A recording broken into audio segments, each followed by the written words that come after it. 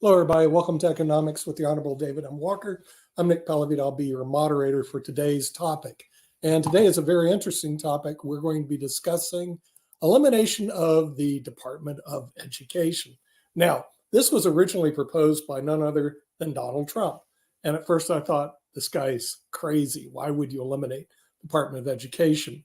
But then I started digging and I was going, he actually might have some reasons to do that. In a previous show, we did discuss eliminating the Department of Labor, and I can tell you that it came in 58%. Here was the vote on Pod TV poll. Eliminating Department of Labor, say $15 billion a year. Pod TV LinkedIn poll, 52% said yes, 48% said no. Now, when it comes to eliminating the Department of Education, you actually have more no's than yeses, but they may be like me. When I first saw this proposed by Trump saying, what are you talking about? Everybody's for education, until you start digging into the Department of Education. Then here's what we found out. Number one, the Department of Education, they're on tune to bring us 900 billion more in debt in the next 10 years. Okay, that's a big problem. Problem number two, remember the Supreme Court case where they said the student loans can't be forgiven? I hope you remember the Andrew Jackson when he removed the Indians from the Trail of Tears. He told the Supreme Court, you made your decision, now enforce it. And the Supreme Court couldn't enforce it. Well, Joe Biden said, well, you made your decision to not allow me to eliminate loans. I'm going to eliminate them anyway. You made your decision, Supreme Court, now enforce it. And apparently they can't. So they're eliminating right now about 200 billion in loans. Problem number three I've seen, the budget. The budget of the Department of Labor never mentions, isn't even in there, science, technology, engineering, and math. Now, why don't they do it? Because if you read through the Department of Labor's budget, it's mainly a social cause budget. It shouldn't even be in education. It's like all these social things thrown in there. But interesting, Department of Education budget never even utters a word of science, technology, engineering, math. Another problem. K through 12 education in the United States, not even the top 25, according to PISA scores. That's not good. We don't even make the top 25 in the world. And of course, medicine, law, engineering, pharmacy, and business are all ignored by the Department of Education. Further, what's ignored? Plumbing, electrician, construction, welding, automotive, computer tech, all ignored by the Department of Education. So after having that brilliant report card, they want $90 billion or a 13% increase for what I call a D grade. So somebody comes to you and they're failing miserably and they want an increase. Who do you go to? Washington, D.C. Who do we go to? As soon as I get my buzzer off, we go to the Honorable David M. Walker, the former Comptroller General of the United States, and then we'll go to our panel. So, David, I did my opening statement. I just go, first of all, I thought Trump was crazy. Then I went through their budget and I go, well, maybe he's not crazy. But what are your thoughts about the Department of Education? Well, it's good to be back with you, Nick. I can be with you for about 45 minutes this morning. As we talked about last week, when we talked about the Department of Labor, there's a need to step back and fundamentally reassess what needs to be done, who needs to do it, how best to get it done. The federal government has grown too big. It's promised too much. It's subsidized too many. It's lost control of the budget. It's assumed more responsibility for things that, quite frankly, could be better done at the state and local level, which is, frankly, what the founders envisioned. Last week, we talked about the Department of Labor. This week, it's the Department of Education. It's a little bit sad that we're talking about the possibility of eliminating the Department of Education when Rosalynn Carter just passed away yesterday. May she rest in peace. And when Jimmy Carter, who created the Department of Education as a spinoff from HEW, probably doesn't have a lot more time with us here on this earth. But the fact is the Department of Education, in my view, has largely been a failure. And one of the things that we need to do is that we need to recognize what are the functions and activities that should be performed and who is best to perform them.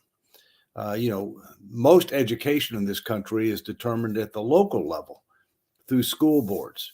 Yes, there are departments of education in each of the states. And so the real question is, why do you need a federal Department of Education with the type of results that we've been getting, which are just totally unacceptable? Not top 25 in the world in K through 12 education. So I think what we need to do is we need to say, what do they do? And to the extent that it ought to be done, to what extent should it be done at the state or local level, or to what extent can it be done by another department or agency? For example, to me, education is a key part of competitiveness. And my view is that one of the things we ought to be thinking about is creating a department of competitiveness that would merge. I'm not talking about a new department. I'm talking about, for example, changing the Department of Commerce to focus much more broadly on competitiveness, which would include things like education. You properly point out that right now, we've got the largest asset on the balance sheet of the U.S. government is student loans, over $1 trillion in student loans. That program has got to be fundamentally re-engineered. And frankly, the federal government shouldn't be the one issuing the loans. The federal government should only be guaranteeing loans issued by the private sector in circumstances where those loans make sense, where people are getting degrees from institutions and or trade certificates, which is something we ought to be pushing much more, where we need from a macro standpoint in the country. And yes, we ought to think about providing some student loan forgiveness, but only in exchange for service. So the education department, I think, has not done us well. There are certain functions that need to be performed, but you don't need a whole separate department to be able to do that. And the federal government shouldn't be in some of the businesses that it's in right now, overall, as well as it relates to the Department of Education. So those are just a few preliminary thoughts. Okay, we'll go to our panel, and we have from the head of Wall Street Hackers, we're going to bring in Peter Bennett. Peter, I guess you have some opinions on the Department of Education also. This was proposed by Donald Trump. Like I said, I first thought, how could he be against education? Then when I read through the budget, the Department of Education has nothing to do with education right now. It has a lot to do with social causes, but has nothing to do with education. And they want an increase of 13% when they failed the students, when K through 12, where we keep going down, we're not even in the top 25. So what are your thoughts about the Department of Education? Well, I had several thoughts, but addressing first a few points that David brought up, we have unfathomable debt in the United States, and we need to cut debt. I mean, everybody's concerned about the 33 trillion, but what I'm concerned about is the possible 100 or 200 trillion that is off the books for Medicare and Social Security. And by the way, other countries in the world have the same situation. Other countries maybe even providing full health care for aging populations. This is such a structural imbalance that nobody really addresses year to year. So you have to cut where you can, and that won't even be enough. But you need to do everything you can to start dealing with this potential tidal wave that's coming. The other thing David brought up is the college situation. And I've been saying on my show, Wall Street Hackers, and so long, I've mentioned this, that, if the federal government wasn't giving all these college loans, the cost of college tuition would have grown much more gradually. It's grown much faster than inflation. It sucks all the life out of the middle class and even the upper middle class. And the reason it's so expensive is because the federal government gives the kids $100,000, $200,000, $300,000 that they wouldn't have had. And so the colleges get bloated. They have professors often who teach maybe 2 classes or 3 classes and do research. They build big buildings. They have a purpose. And then sometimes they get very, let's say, disoriented in terms of what they're teaching. But so now to what I was going to say. So number one, in general, it works better to have control by individuals, in my opinion, in a free society over state control. and state control being the states over the federal government. This is something that's been discussed since our Constitution was created, and battles with Adams and everything else. But the reason I'm especially in education like the idea of individual and state control is, one, if you have state control, you have 50 different experiments going on.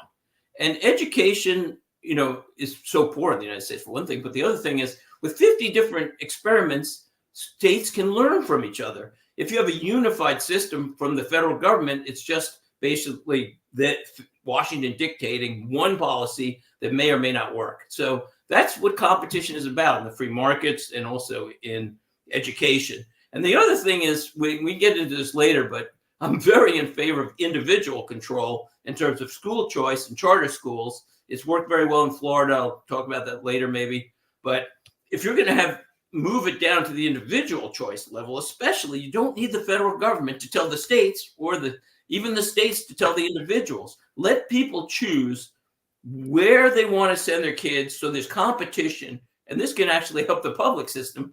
And it did in Florida, because it improved the public schools when they had to compete against the private schools. So those are my initial thoughts. Okay, we're going to bring in Kim Calhoun, one of the founders of the network, and see what she has to say about this particular issue, which deals with elimination of the Department of Education. I did go read through the budget. I had to read through it twice.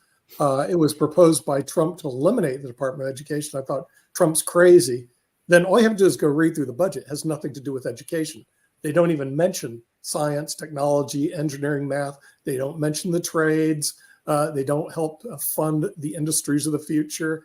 But it is designed to fund social causes, $90 billion in social causes. So if they change the name to the Department of Social Causes, then that's fine. But please don't hide under education. A budget has nothing to do with education. Anyway, that's my thoughts. What are yours, Kim? Well, my thoughts are this happens all the time. They, one, should be held very accountable for misleading everybody with the title of whatever it is they're petitioning to do, or policies that they're pushing.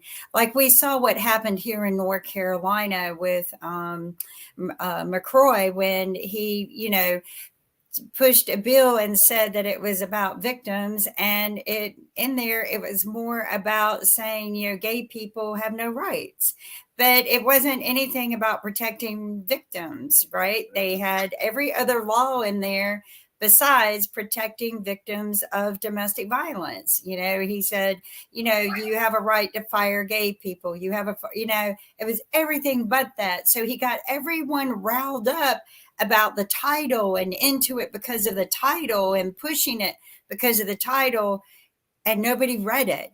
So I think, one, nothing should be written at all unless it's less words than what the Constitution is. I mean, bills do not have to be 3,000 pages or 186 pages long to define what your intent is or what your agenda is. And I think that's very important. And I think it should be, the title should match precisely. And if it's found that it's not, then I think somebody needs to be fined and punished and fired for lying and pushing a lie. So I think, and that's something that we have seen time and time again. Do we need to be cutting a budget for education? Absolutely not. But I mean, it depends on, why they were wanting to cut it or get rid of a department. I think we need to get accountability departments. And I think we need to start firing people for misleading people with titles like that. That's what I think. Okay. It has nothing to do with education. No, I mean, unless we want to educate people on what the bills say. So then we have a show that reads the bills and talks about what they really say. It's like the Inflation Reduction Act had nothing to do with hear you. inflation. Oh, well, unfortunately, truth and advertising laws Nick, do not you're apply muted. to politics and government. David, I can't hear David. I said, Okay. unfortunately, truth. Can y'all hear me? Yeah, we Yes. can hear you. You have some problems. I on your can't end. hear any of you. Okay, Yeah, but Kim, that's it's on your side. on your side. Yeah. You may want to come back in, Kim. Okay. We also have overseas, we have Shaquille Latmer. Now he doesn't have any. Hi, Shaq. Can anybody No, hear no. me? We Yeah, can we all can hear hear you. Yes. Hear us. Got to fix your computer. All right. You don't have any dog in this Weird. hunt because you're in Australia. But what are your thoughts about Trump wanting to eliminate our Department of Education? And then I read through that. I don't know if you read through the budget. There was nothing to do I with can't hear you. very little education. You know. Well, well, I mean, given that all the countries I live in rank higher than the US, I'm not sure I'm in a good position to say what you should do over there. But look, I think this is a problem. I mean, we in Australia and elsewhere, we're seeing some of our education levels fall.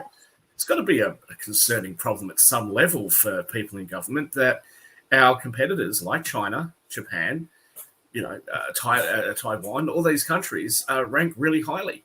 For Australia, one of our biggest competitors as a financial hub for this region of the world is Singapore. They rank number one in all three of these areas. The German kids are reading and writing and speaking English at a higher proficiency than we are in Western countries where the majority of us grow up speaking English. I mean, this is a terrible situation. I think looking at the US, I think that you really do need to put more power in the hands of parents and families. I do like the idea that Milton Friedman had with school vouchers and things like that, where parents could actually use that money to educate their kids how they see fit. But I also think that perhaps you need to get away from just academic education. There are some kids that just aren't interested or just aren't good at it. And I used to think it was a good idea to just make them go through school because they need to get an education. But I've changed my mind on that as I've gotten older. I think that it would be better to take those kids that perhaps have greater affinity to other subjects, more trades-based subjects, and let them focus their time on that. And those countries that have tried that have tended to do quite well. Sorry, Dave. No. Go ahead, Shaquille. Let me finish. I just want to go on after you. Go right ahead. Yeah. I think that those are effective things. I think we should be trying everything. One of the problems that I would say, which I think is much more pronounced in a country as big as the United States, is when you have that top-down type of system. The national curriculum is something which was a little bit controversial when it was brought out here in Australia, because why do you want to teach kids in country Western Australia the same as you're going to teach the kids in inner city Melbourne? That doesn't make a lot of sense in a lot of cases. And I think that that's even more pronounced when you're talking about the United States. It has a population 14 times as big as ours, to have this sort of top-down national education objective. I don't think it makes a lot of sense. And just lastly, one of the things with education as well is kids will be made to do certain sports. And I know even here I've got little girls that live next door to me, and one of them really likes gymnastics, but she's forced to do ballet, or maybe it's the other way around. She really likes ballet, but she's forced to do gymnastics. Why? And the gymnastics school is just across the road from her school. So can't she just opt out of that and then go to something that she's more interested in? But the school system doesn't allow for that to happen. And so kids end up being forced to do things that they don't want to do. And when I went to school, I was forced to do art. I suck at art. I can't even draw a stick figure properly. So I think that there needs to be more flexibility. Parents need to have more control. So, yeah, get rid of the education department. Just give the money to the parents in the form of vouchers and let them choose. Dave. Well, thank you, Shaquille. I think we need to determine what are we trying to accomplish, okay? And government, unfortunately, doesn't do that often. I mean, we need to promote economic growth. We need to promote individual opportunity. We need to make sure that we maintain our competitive posture in an increasingly interconnected and interdependent world. A key part of that is education. It's also a key part of it, not from the macro standpoint, but also from the individual standpoint, for them to be able to maximize their opportunity and their ability to have a decent quality of life. In doing that, there are certain fundamental knowledge and skills that everybody needs to have. We're talking about reading, writing, arithmetic, some exposure to science, if you will. But there are also other things that they need to have, whether they go to college or not. I'll come back to that. And that is, they need to have financial literacy. They need to have civic responsibility. Those should be mandatory before they graduate high school. In addition to that, we need to recognize that, contrary to longstanding belief, college is not for everybody. Not all colleges are equal. Not all degrees are equal. We need to try to learn from other countries as well. For example, Germany. Germany does a much better job of trying to ascertain what are the skills and abilities and interests of individuals. And then they try to match the skills, interests, and abilities of the individuals with the needs of the economy, which includes promoting the trades, which includes other occupations that the country needs, that the individuals might be more geared towards and might enjoy more, and where they can make a decent standard of living and raise a family and have a decent quality of life. So, I think our education department is a perfect example of where people are well intended. How can you be against education?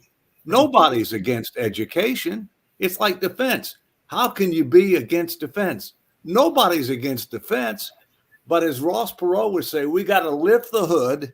We got to look underneath. We got to define what we're trying to accomplish. We got to make sure we're focused on the right things. And we got to hold people accountable for results. We're not doing any of that. And it's not just the Department of Education. So I want to. Well, I think it's because we're not educating people on what the policies are and what's truly on the title versus what's in the meat of what they're petitioning, which is what is happening here or happened here. But it happens all the time. And I think you're right. It's a lack of education of that information. And I think it needs to begin there as well. I think the adults need to know what's really going on behind the scenes. And I'm all for more school choice. Peter needs to come in now. I'm all for more school choice. I'm all for empowering parents. Exactly. But parents have to assume responsibility. Thank you. Yeah, We have parents that don't. Peter, please. Yeah, thank you. So I want to emphasize a little more and get into what happened in Florida, because Florida had one of the worst state scores, general scores in terms of test scores and also college admissions. They were really doing poorly. They, for years now, have been pushing charter schools. And as a matter of fact, recently in Florida, Governor DeSantis in Florida passed a law, which I thought was really interesting. They passed a law that said $10,000 can be used for each student for charter schools or tutoring. So that was, I think, very unique. And also, because that way, if you want to stay in public school, you can get tutoring. But the other interesting things about this move towards charter schools is, one, Florida then became third best, I believe, in this country on test scores. College admissions went up, but the public schools improved a lot because competition drove them to reform themselves. They focused, I'm guessing, more on reading, writing, and education. That's just a guess. But whatever they did, they improved their quality because they knew they had to meet the competition. So competition, just like in free market capitalism, creates drive. And it created a lot of improvement in Florida. And I think that's a nice model for the country. And if you're going to do that, even less likely you need to spend a lot on the Department of Education. Competition is key. Sorry.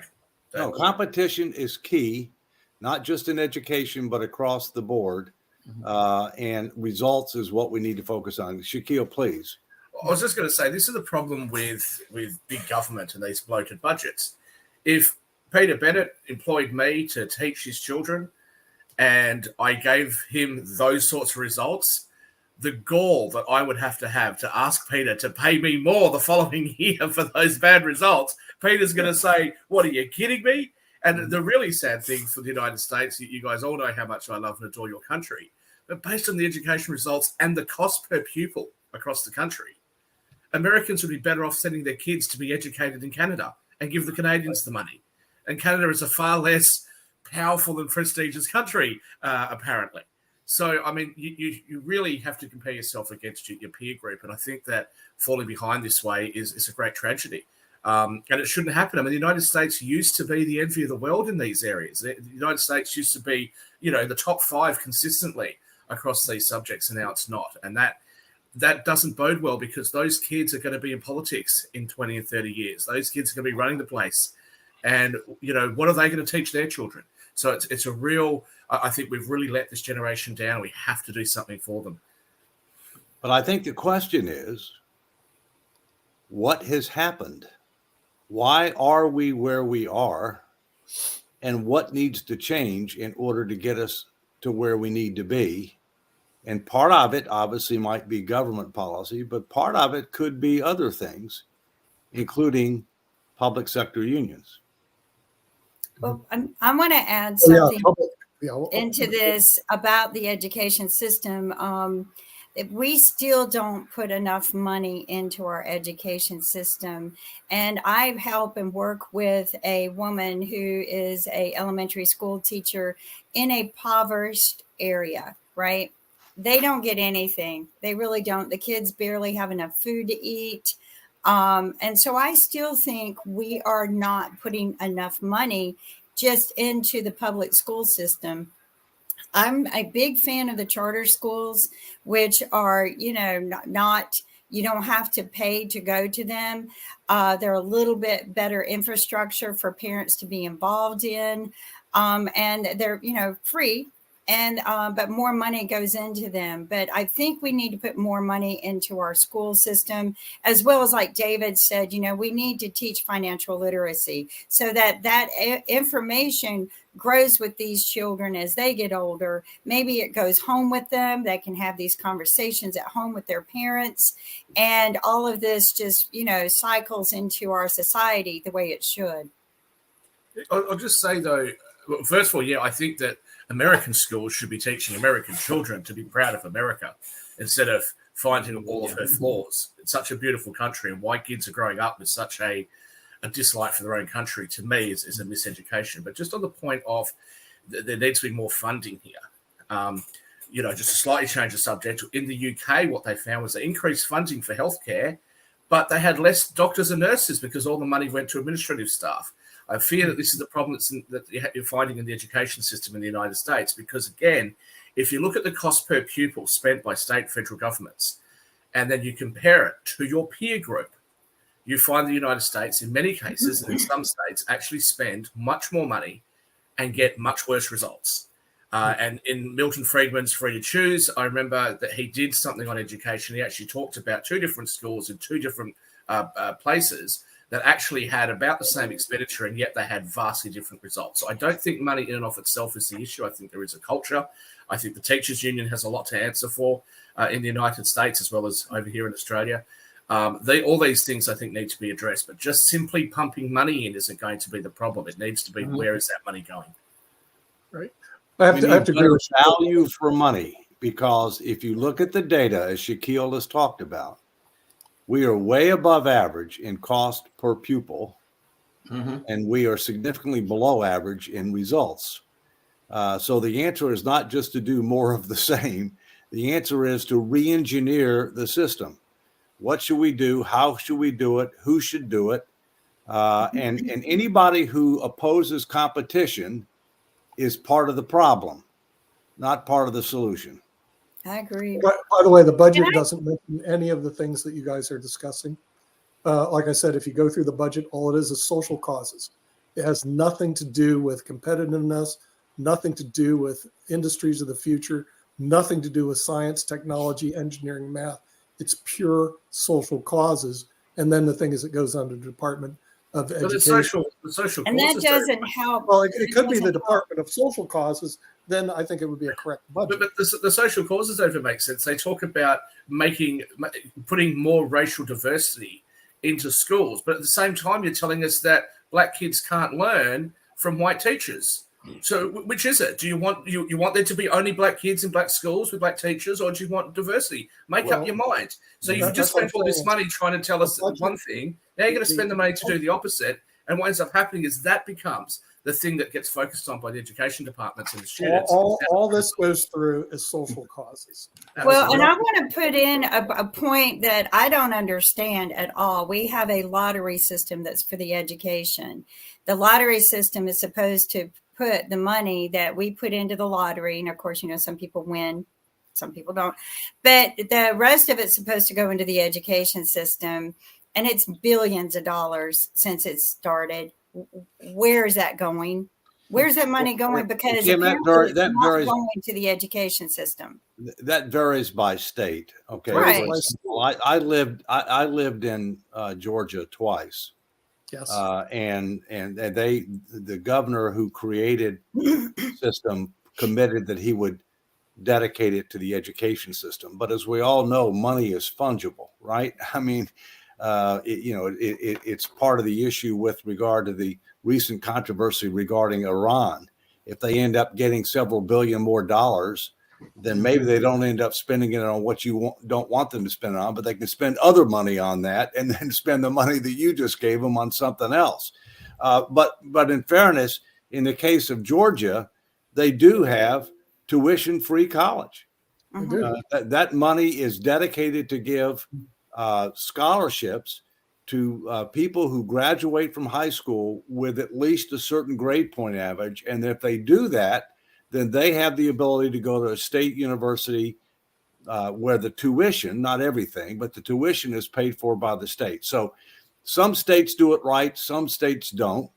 But again, that's merit-based. I mean, people have to achieve a certain amount in high school before they get that. It's not everybody. In the case of our student loan program, it's totally out of control. That I agree. We're giving people money that shouldn't be going to college, to universities that we shouldn't be subsidizing, for degrees that aren't marketable.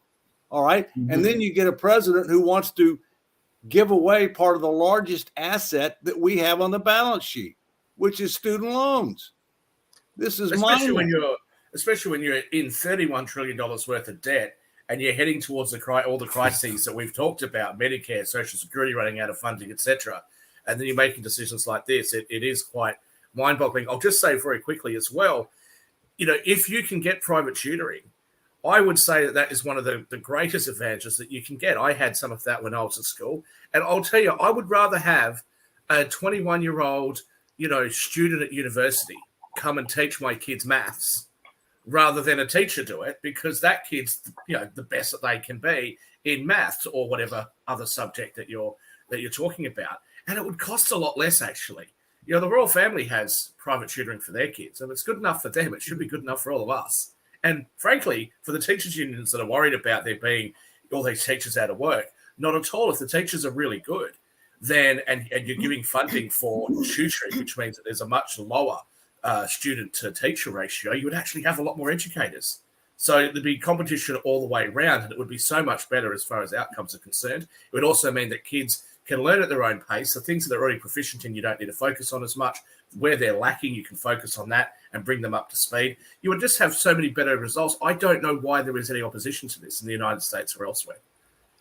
Part of it also deals with what David just briefly touched on. It's the public sector unions. Unfortunately, I had some experience with that, and so did my wife, with the public sector unions.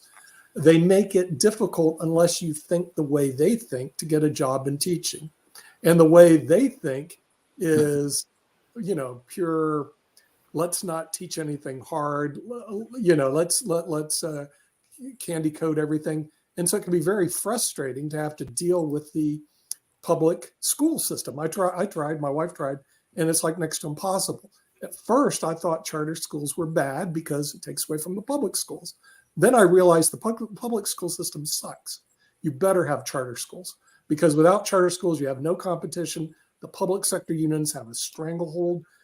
You can have a master's degree, a PhD, and you can't even teach there because you have to go through their indoctrination program to teach there. So the first thing you got to do, create the charter schools so that the public school unions lose their grip on purported education, which your kids aren't getting. My grandkids. We need to keep culture, or I think we need to start re-infrastructuring our public schools to work more like charter schools. The charter schools are free. Anyone can apply for them. My sister, who was, extremely impoverished there for a while, when she was raising her 3 children by herself and couldn't get any support from anywhere, she put her kids in the charter school because it was a little bit better attention for them, and it worked very well. And I loved it. I loved the fact that it was uniforms. The kids weren't into, I'm wearing this, it was very infrastructured on education. And And it just met a good social need in the area. And I think all of our schools can become that. I really do. But the amount of money we have in our society that it gets wasted, I think it can be pumped back into the education system and become better. And their education was good. Their education was Maybe we ought to talk for a minute about our own experiences. From my standpoint, I have 2 children, and my wife and I strongly preferred to put them in the public schools, which were much more diverse, if the public school was decent. right. And strongly preferred that. In certain circumstances, the public schools weren't decent, and therefore we had to put them in private school. But even when we put them in private school, we wanted a school that was diverse not only with regard to the population of students, but diverse with regard to academics, athletics, music, etc., where you get a well-rounded education, even if it meant that we had to send them all the way across town, which was the case in Atlanta, rather than to several of the, let's say, more homogeneous schools that were very close to where we lived. And so, again, I mean, there needs to be more competition. We need to link resources to results. And these are fundamental principles that are critically important for education, but frankly, apply across the board. I'd like to elaborate. We keep saying competition. I meant to break this out. So what's interesting is there should be competition in different areas. So it's not just quality, but also competition over topics. So maybe one school wants to teach, and the third thing is thought. So let's say a school wants to teach a liberal agenda. Okay, if you want to send your kids there, fine. Let's say you want to send your kids to a school that teaches America is great. Well, you could send your schools there. Same thing with topics. If you want to send your kids to a school that teaches reading, writing, and math more than focuses on some other topics, then you have the right. So this is why individual freedom should drive the results. And Kim is right. More money should be spent, but it should be driven towards encouraging the charter schools to compete with the with the public schools, so that the public schools become more like the charter schools. Exactly. I would just say, before going and spending more money, and David, you can perhaps comment on this, but I would suggest, and not just for your own country, it's something I'm suggesting here in my countries that I live in. I think that there should be an audit, actually, of all of the expenditure that goes on in all of these different programs that we're paying for collectively as taxpayers, to say, where exactly is our money going? We just had this come up with the Indigenous voice to Parliament over here, where very vocal Aboriginal and Torres Strait Islanders said, look, we're spending all this money, but none of it's getting to the people. So I think the taxpayer has a right to know how much of the dollar that is spent on education is actually going to the students' education versus being eaten up by all these other administrators. Exactly. And, they want to build a new flash building and all that sort of stuff. Good point. And they did do a study recently, Shaquille, and when the budgets increased for education, 75% was spent on administration, 25% on teachers. So there was a study that most people, when they say let's increase money for education, it did not go to teachers, and certainly did not go to improving the curriculum, improving the outcome of the United States versus the rest of the world, because the unions don't want to disclose what we're disclosing. Yeah. K through That's 12, exactly what Peter we're Bennett not is even in talking the about, I top think, what he says. 25 countries.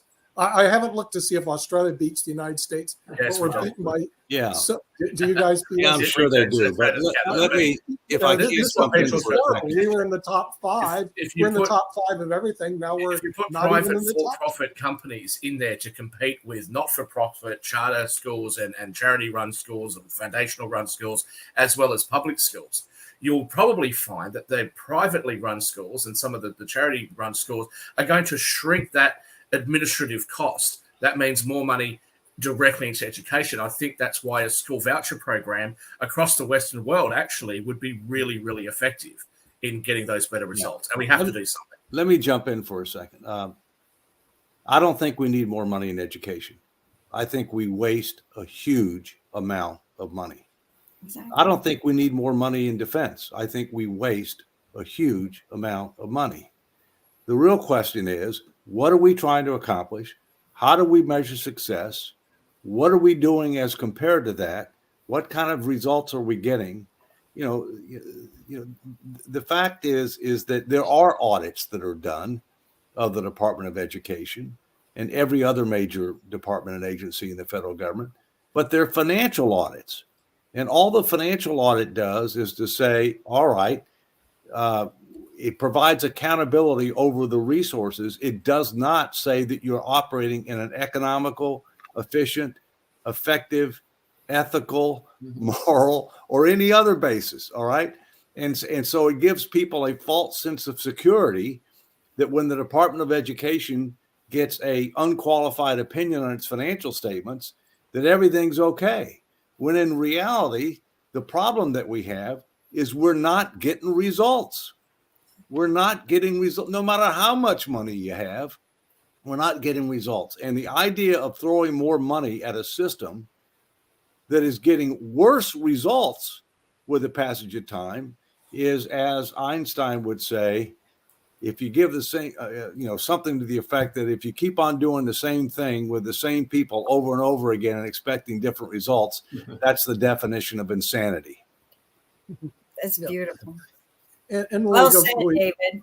Well said. Yeah, when we go back to the budget, though, like I said, science, there is no objectives in education. Let's throw all the money. And when I went through that, let's throw all the money to Head Start. Let's throw it to social causes. Let's throw it to what, but nothing says, let's throw it into science so that the United States moves into, remember, we're not even the top 20 in science in the world.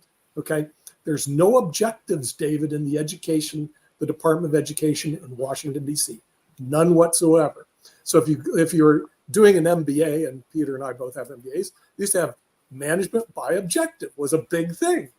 Okay. What about management with no objective? Jimmy Carter was for that too. Also zero-based budgeting.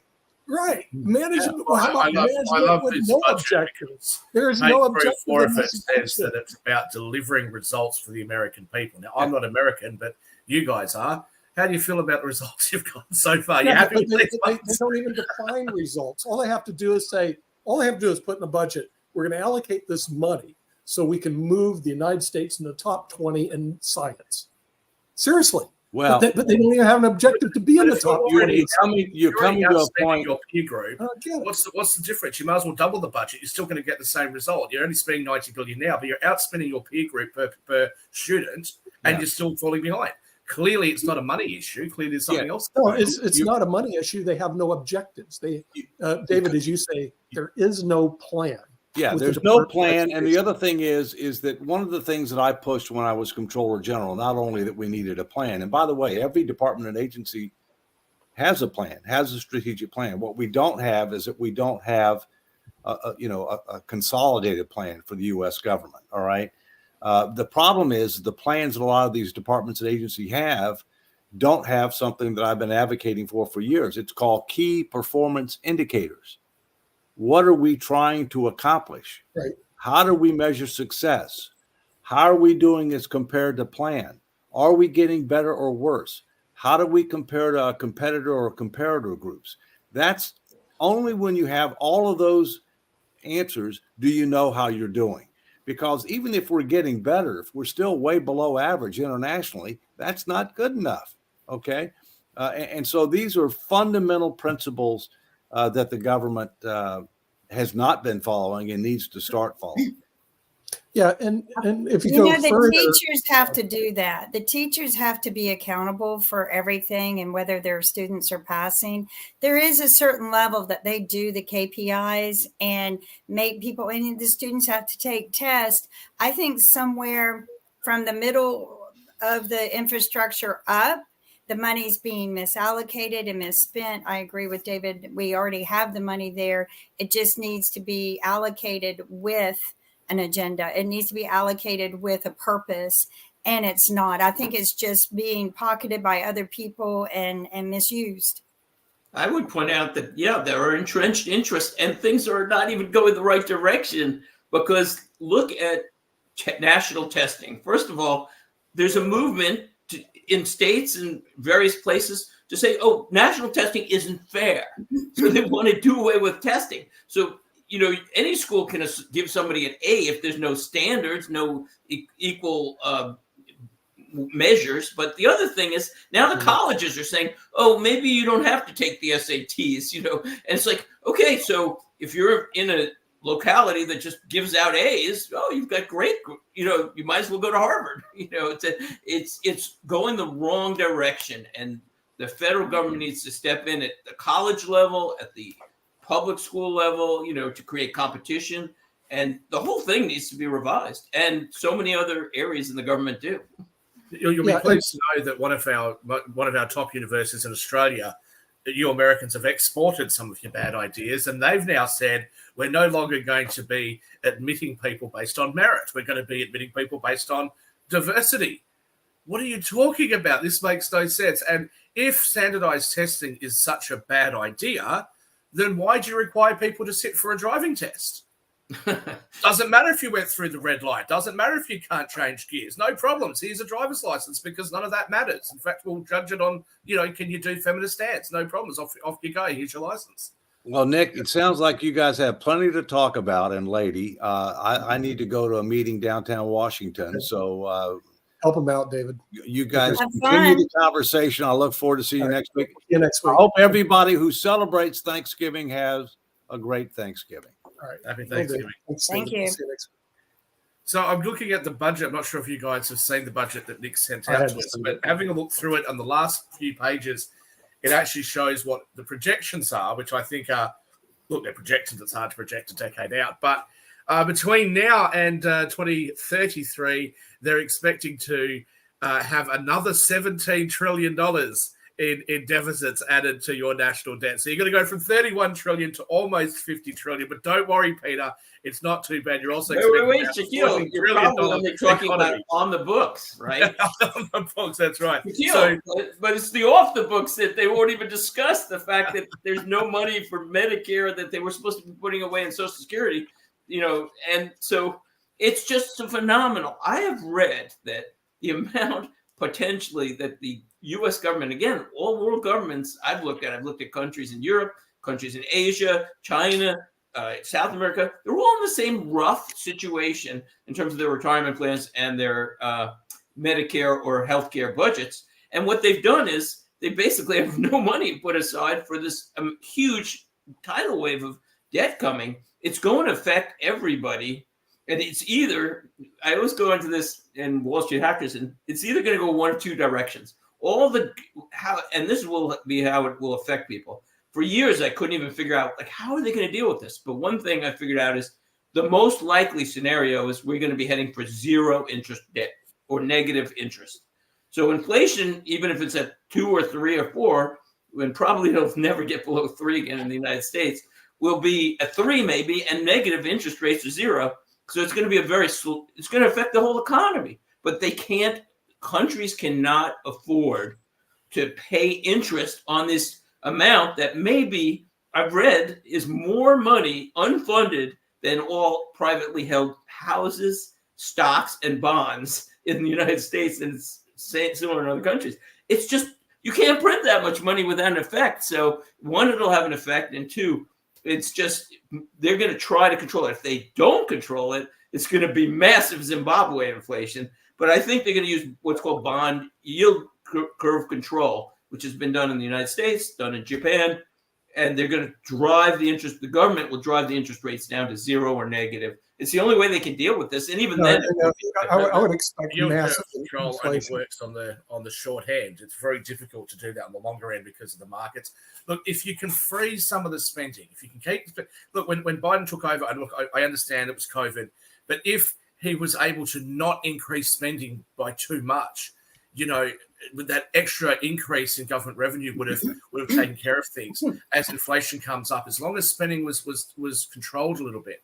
One of the things that I would say with the United States usually, historically, has been quite aggressive in promoting free market ideals and ideas. So things like if you buy an item for a business, why can't you write that off straight away? Why do you need to amortize it over a period of time? It doesn't make any difference anyway to revenue. It's a revenue neutral change, but it means that those businesses can get that money back that same year.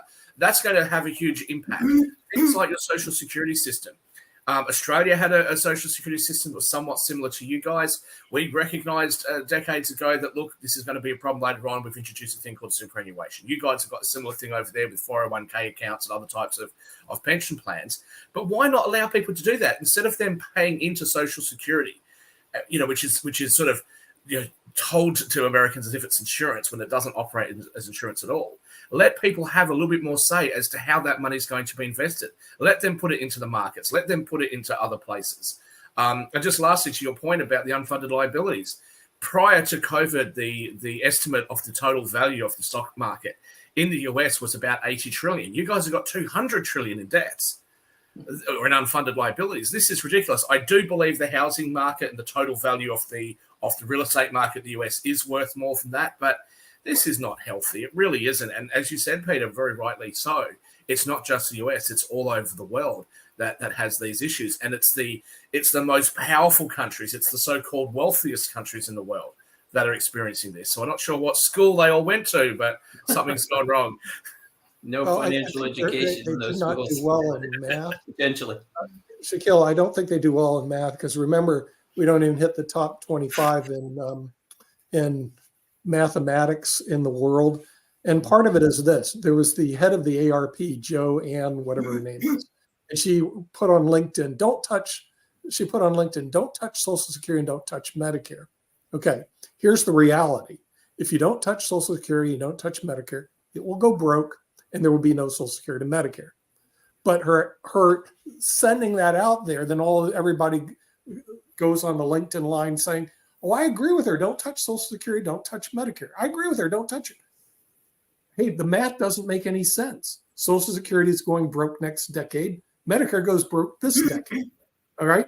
So whether she likes it or not, you're going to be forced to make changes in Social Security. That is the common thought, but my thought is the opposite, that it won't go broke because the government is going to, in the end, print money, and then print money. Okay, but that'll be the only viable solution because they promise they can't. I agree.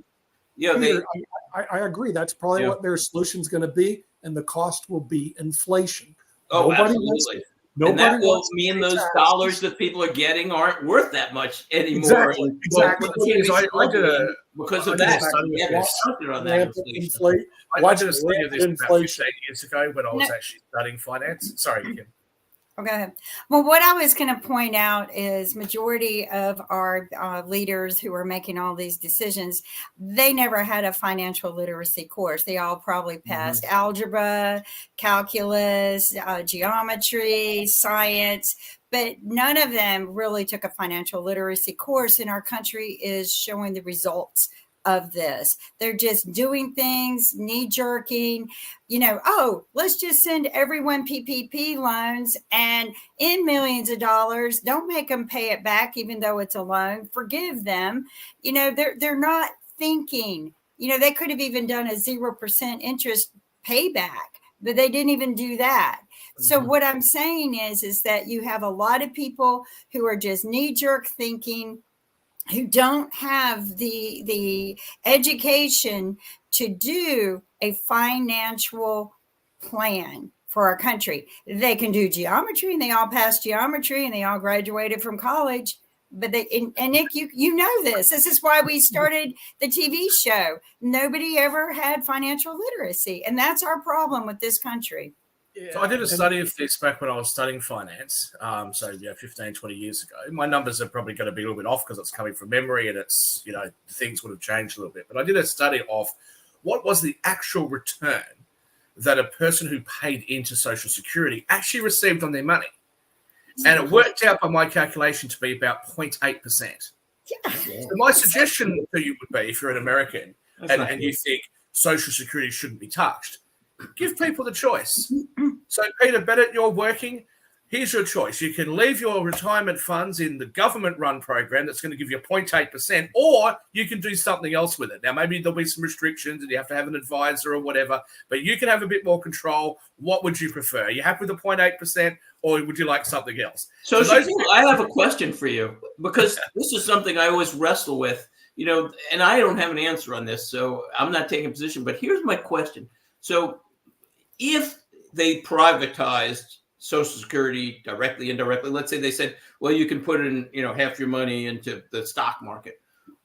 And you tell me, but wouldn't that just drive the market up quickly now? And then after that, that would be like forward gains pushed forward. And then after that, maybe there would be more capital in the market, admittedly, for an IPO. But let's say you're an existing company and, you're Verizon or, Exxon or whatever. And now your price just went up because there's a massive amount of Social Security funds going into that. So aren't you just pushing the gains forward, or am I wrong? Because I don't have an opinion on this. I can't figure it out. Potentially, yes. But it's worth noting that the rest of the world, I mean, most Australians have what we call superannuation. And most of that money is invested in the US stock market. So we're benefiting from your market. So why don't you guys? All right. But back to your main point, yes, that may well be true, but there's actually some benefits to that, because not all of the money has to go directly into the stock market. You might want to invest in, real estate, or you might want to invest in, interest rate based products, which gives a lot more money to the banks or to shadow banks, other financial institutions that can make small business loans, etc. Now, normally there are some restrictions on the amount of risk that you're taking in these sort of retirement-based accounts. You may also find something that Nick does, insurance and pension plans and things like that. That might be something that fits as part of your portfolio. Or in your case, Peter, you have a much more diversified portfolio than I do because I'm a much more active trader. You might look at, okay, I want to put some money into gold. I want to put some money into all these different things.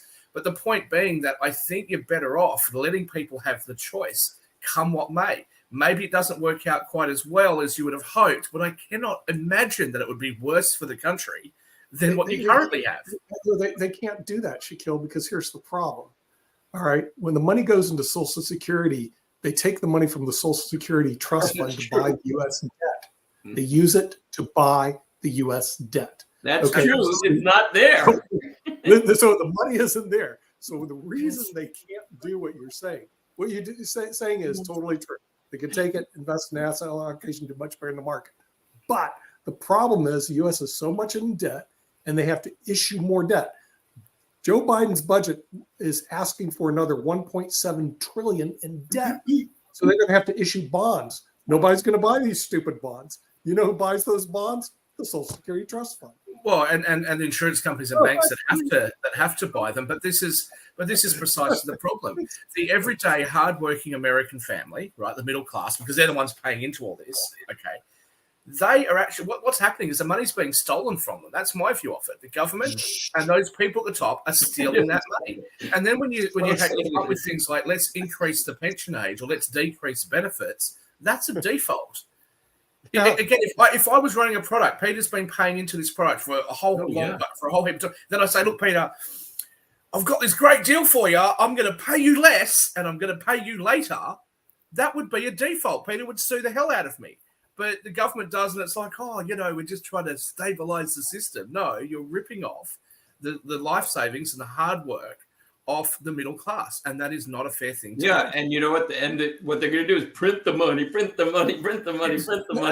And you're right, it's going to hurt the middle class. And what will happen? Well, because when you print that money and you have high inflation, it exactly. You'll have high inflation and low growth. Yeah. So what you get is the people at the top that already own all the assets, their asset prices go up, and everybody else is left scrambling to try and pay their grocery bills. But inflation is a quiet tax on everything. So this way, they don't have to increase your taxes. They do not have to decrease the expenditure. But when you go to McDonald's and buy a hamburger, you're going to be spending $15,000 for a McDonald's hamburger. Why? Because we need the money to pay off the national debt. And so you're going to see huge inflation because the people do not want to make the hard decisions to keep the economy straight. And I can tell you, the person in the ARP on LinkedIn goes, don't touch Social Security and Medicare. Don't have it part of the conversation of the national debt and deficit.